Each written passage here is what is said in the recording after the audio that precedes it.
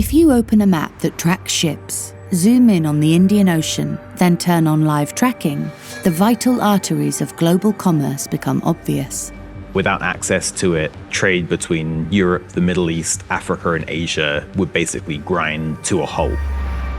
These are the choke points, the critical passages that fuel the world economy. For India, they're non-negotiable, carrying almost all its trade and energy. Since the Indian Ocean is named after India, it is quite integral to India's worldview. But it's also important to another giant. China is pouring billions into ports, infrastructure, and naval expansion. And that has India alarmed. China is not violating any international rules, and China is not infringing upon India's interest. Therefore, they have to change the mentality. What were once obscure specks in the vast Indian Ocean are now the silent targets in a looming struggle, one that could choke global trade and tilt the balance of power. There's increased competition between the US and China, between China and India as well, vying for influence within that. President Donald Trump's shift in foreign policy has cast uncertainty on the US's role in the region. I will put America first. And opened doors for China. At the centre of it all are tiny countries like Mauritius, which find themselves courted by powers that might once have overlooked them.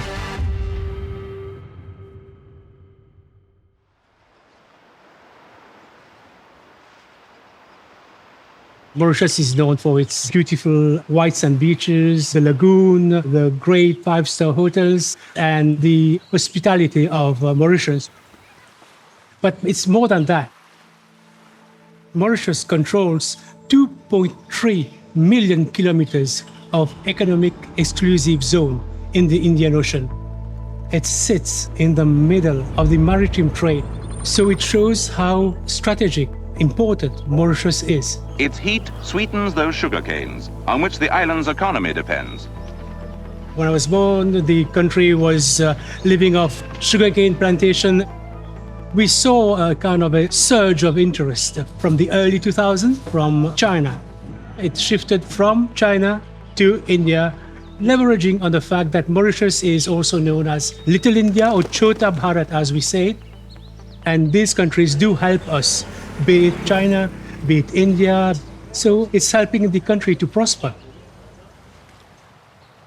But just beyond these pristine shores, military bases. On the Agalega Islands, a territory governed by Mauritius, India has constructed a new airstrip to land surveillance aircraft, in large part to track Chinese activity. Meanwhile, Diego Garcia, another island Mauritius has sovereignty over, has proved strategic for US and UK military power, with a base there since the 1970s. When powers become global, one thing they want to do is kind of spec the globe with military bases to project power internationally. And when you think about that kind of network, it's something that China is starting to set its sights on. But China is not alone. India's Agalega base signals a shift in its global ambitions too, driven by economic expansion and tensions with China. India and China have had ties dating back millennia. They had a brief period of friendship in the 1950s, but the two countries fought a border war in 1962, and the relationship honestly has never quite recovered. It's characterized by deep mistrust, a deep sense of insecurity on Delhi's part. And in fact, in 2020, the two countries fought a series of border skirmishes which resulted in loss of life on both sides. If the dispute between India and China was primarily land-based in the past, now both countries are thinking about how that extends into the maritime domain. 4 of the world's 6 most important maritime choke points are in the Indian Ocean, making it absolutely critical to global trade. When you think about countries like India and China, the dependency is really quite startling. India relies on the ocean for something like 95% of its international trade, 80% of its energy.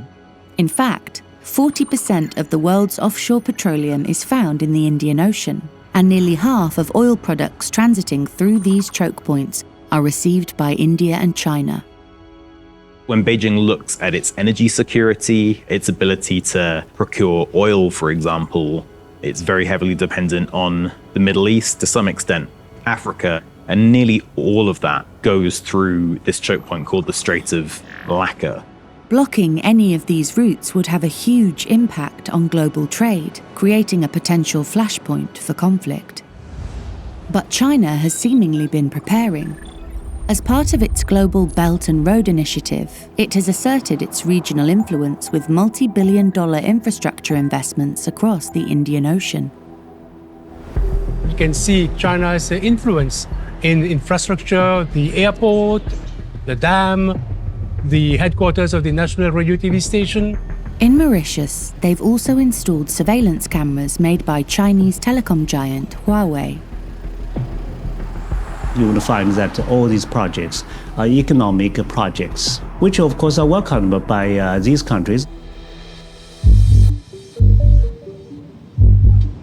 Alongside its aggressive military build-up in the South China Sea, China is also extending its reach into the Indian Ocean. Chinese warships have been sent on anti-piracy missions and billions funneled into 46 commercial ports, 36 of which can host naval vessels. On Africa's east coast, China built its first military base in Djibouti and is expanding its naval footprint in Cambodia, giving it the potential to project power from both sides of the Indian Ocean. The rate at which China is building ships, aircraft, missiles, you have actually a dramatic expansion of Chinese military power. It's a growing concern for Indian policymakers who know the Indian Ocean is more than just a trade route. The idea that an external power, and these days it's increasingly Beijing that they're thinking of, could shut that down or somehow hinder it, is a really big threat to India's national security and its hopes of rising. 95% of international trade is maritime trade. It should not be anybody's privilege to have a so-called sphere of influence. That kind of mentality should be gone. This is 21st century. As China pushes in, the power that has dominated the Indian Ocean for decades is in retreat. We have more breaking news on this Friday night. Secretary of State Marco Rubio now ordering the U.S. to immediately stop almost all foreign aid and supplies, pending a review. The U.S. cuts to foreign assistance are like a gift to China. The U.S. had been investing aid in democracy promotion, protecting civil society, health, education, transparent economic development.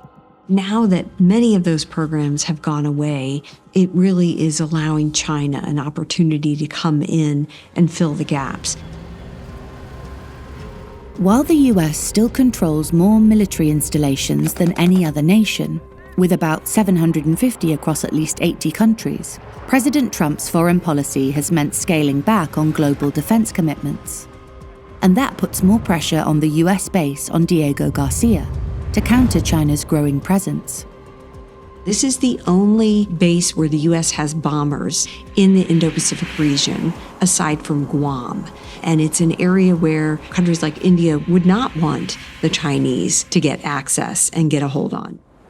As a result, India is flexing its military might.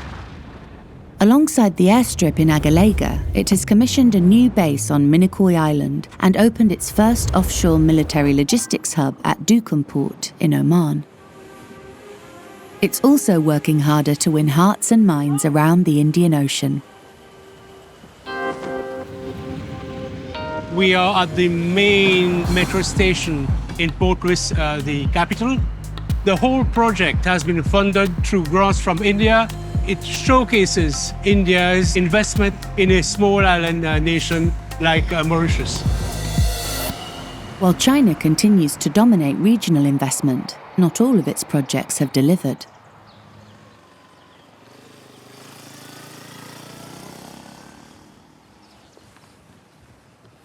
See this picture?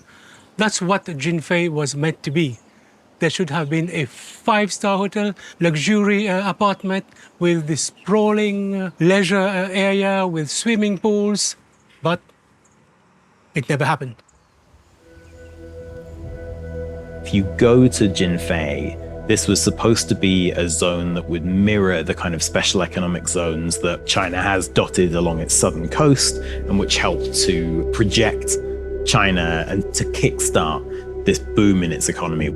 It's fair to say that Jinfei fell well short of expectations. We can also make mistakes, but nobody could doubt China's good intention and China's real investment.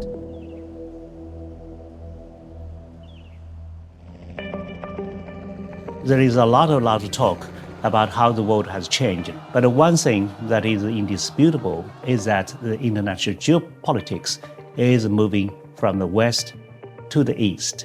So this kind of collective rise in Asia is happening. And I believe this is what our late leader, Deng Xiaoping, has described, the Asian century. I think what the future holds in the Indian Ocean region is continued competition between India and China for influence. I think China will continue to press forward. It will continue to invest economically, politically, militarily in the countries surrounding India. What India tries to bring is really an alternative model which is not extractive, which is not exploitative, where you can build a mutually beneficial relationship. If that US does really downsize its role in this part of the world, then I think there will be much more jockeying for position between the regional powers. I would suspect there will be more conflict.